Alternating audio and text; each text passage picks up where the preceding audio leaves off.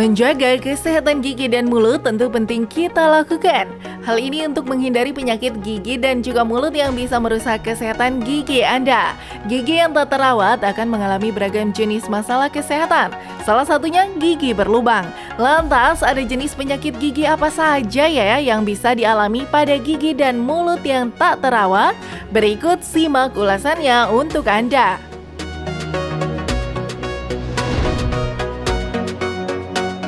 Sakit gigi. Kondisi ini muncul karena rongga gigi mengalami peradangan. Rasa nyeri yang muncul bisa dialami sepanjang hari atau bahkan muncul dan menghilang secara berulang. Hal ini bisa saja terjadi karena banyak faktor, mulai dari pembusukan hingga infeksi bakteri.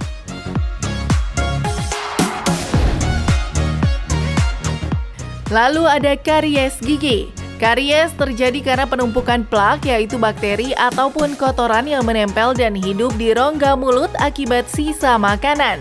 Gejala dari karies gigi adalah gigi yang sensitif, terdapat lubang pada gigi, timbul bercak putih atau coklat, dan juga menghitam.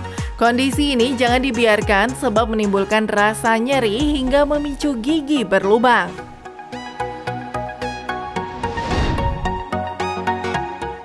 Lalu selanjutnya, radang gusi atau gingivitis.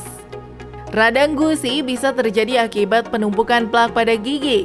Infeksi ini menyebabkan gusi meradang hingga membuat gusi rentan berdarah terutama saat sedang menggosok gigi. Walaupun gigi masih tertanam kuat, namun akibatnya jika dibiarkan infeksi bisa meluas dan mempengaruhi jaringan gigi Anda hingga tulang pada gigi yang mengarah pada penyakit gusi.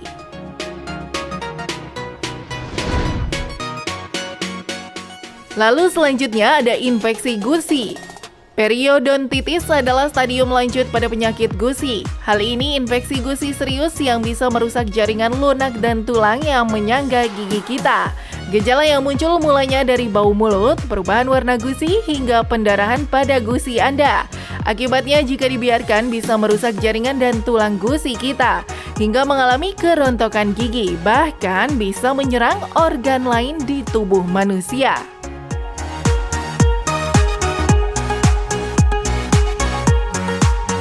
Nah dokter, ini ke fakta dan mitos berikutnya dokter ya. Ini katanya gigi berlubang itu tidak boleh dicabut saat sedang sakit. Ini fakta atau mitos dok? Fakta. Fakta, kenapa Ya. dok? Karena kalau dalam keadaan terinfeksi, beda kan bakterinya lagi aktif. Kita cabut bisa dia spreading infeksi, bisa ke jantung, bisa ke masuk bakteri-bakteri itu bisa masuk ke dalam peredaran darah. Gitu. Bener kan dokter jantung, bener kan? Betul dokter Gigi Devi ya. Jadi ini kebetulan spesial jantung. Jadi ini nih tadi yang dokter Devi sudah terangkan, kita lanjutkan. Berseri-seri memang ini karena di dalam sini ada saraf-saraf, ada pembuluh darah. Pembuluh darah ini langsung masuk ke pembuluh darah dan langsung tembus ke jantung. Jadi kalau memang ada orang yang misalkan jantung bawaan dan orang misalnya lubang jantungnya ya memang ya, nah ini bisa dari infeksi dari gigi masuk ke jantung, jadi infeksi di jantungnya juga bisa. Iya, endokarditis ya. Endokarditis infektif. Nah jadi ini yang menjadi hanya sumber bahaya. Gigi ya? Jadi dari gigi, berawal dari gigi, jadi diopname di rumah sakit kan bahaya banget ya. Itu dokter jantung sendiri loh. Bahaya banget. Karena ini masyarakat harus tahu ya, karena tadi betul. berhubungan tadi dengan saraf tadi ya juga ya. Dan juga kalau kita tahu, tadi katanya nih kalau kita abaikan gigi berlubang, kita kan nggak tahu, wah ini katanya gigi berlubang enteng lah. Ternyata bisa menyebabkan gangguan pada penglihatan juga. Ini fakta atau mitos? Kalau untuk gigi langsung ke penglihatan tidak, kecuali dia kadang terinteraksi besar gitu. Kalau bolong gigi sih dia punya percabangan saraf yang berbeda dengan saraf mata gitu. Jadi kalau gigi berlubang untuk menyebabkan penglihatan ini enggak. Jadi kalau memang ada masalah pada waktu kita melakukan tindakan, coba cari ke dokter mata gitu yang berhubungan. Tidak ada hubungan. Jadi tidak secara langsung berhubungan ya dokter ya? Ya. Nah itu yang kadang-kadang yang ditakutin oleh masyarakat ya dokter Vito ya? Makanya mereka kan bilang cabut gigi mereka takut karena bisa buta. Nah itu. Kalau bilang semua orang cabut gigi buta, bagaimana nenek-nenek yang sudah tidak ada giginya banyak banget di dunia ini, apa dia semua buta? Gitu. Ya enggak dong. Jadi artinya dia itu tidak berhubungan langsung antara karies dengan mata buta, jadi apalagi pencabutan gigi. Jangan takut karena sarafnya berbeda. Di belakang itu ada saraf ke maksila, ada saraf ke mata, itu adalah cabang yang berbeda.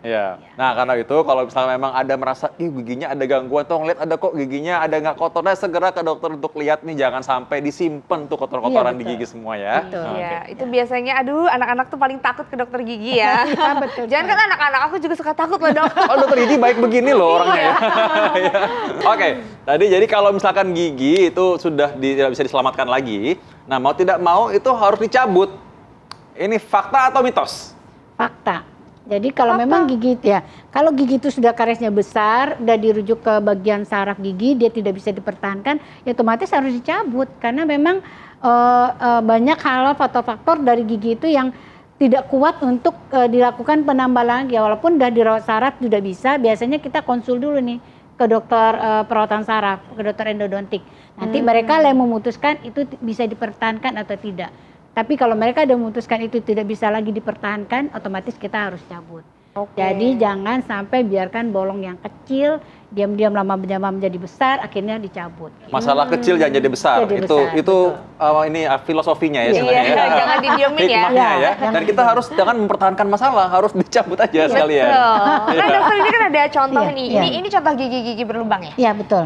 Ya, nah seperti apa dok yang memang kayak udah nggak bisa diselamatkan lagi atau mungkin ini dokter bisa jelasin dulu deh. Ini jenisnya seperti Ini apa? ada karies gigi itu kan yang mahkota, namanya mahkota adalah yang putih ini. Nah, Si betul, mahkota ini dia ada lapisannya, lapisan paling luar itu kita sebut enamel, lapisan dalamnya dentin, lapisan sarafnya pulpa. Jadi kalau kita lihat di sini, ini adalah enamel yang depan, di bawahnya enamel itu ada namanya dentin. Yang di dalam yang hitam ini adalah pulpa. Jadi tempat berkumpul saraf dan pembuluh darah. Awalnya karies ini biasanya di enamel aja nih, kayak gini kita lihat hitam ya. Kalau di atas dari oklusalnya di permukaan giginya kita lihat seperti ini hitam. Kalau di dalamnya dia seperti ini. Hanya sama kena pada lapisan enamel. Kalau ini kita diamkan, karies ini akan terus menjalar ke lapisan yang paling dalam. Dan karies di oklusan juga kelihatan lebih lebar. Oh, itu makin Dan lama makin lebar ya? makin besar. Akhirnya dia sampai ke lapisan yang paling di bawah dari enamel, kita sebut dengan dentin. Di sini dentin ini adalah lapisan paling sensitif, lebih sensitif dari enamel. Jadi dia akan mulai terasa keluhan kepada pasien, ada ngilu, ada sensitif kalau karena minum dingin termasuk makan dia mulai ngilu. Ini keluhan klinisnya.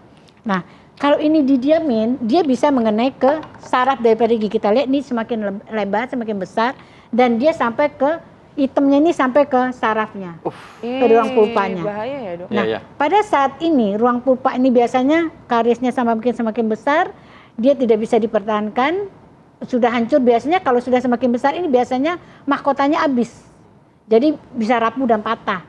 Akibatnya itulah akhirnya gigi ini tidak bisa dipertahankan, akhirnya harus dicabut.